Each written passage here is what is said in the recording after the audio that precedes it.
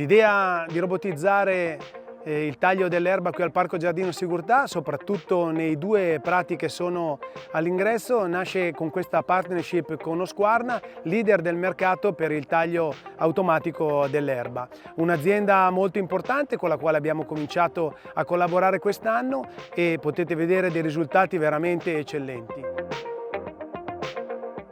I due vantaggi principali per i quali abbiamo deciso di utilizzare il robot Seora sono principalmente il fatto di poter gestire il nostro personale durante il giorno, in quanto il lavoro del robot avviene durante la notte. E il secondo vantaggio è il fatto di avere un pubblico che può fare una visita tranquilla e rilassata, in quanto le tagliaerba non sono al lavoro durante il giorno, e per quanto riguarda le aree trattate e gestite dal robot sono sempre a disposizione di eventi.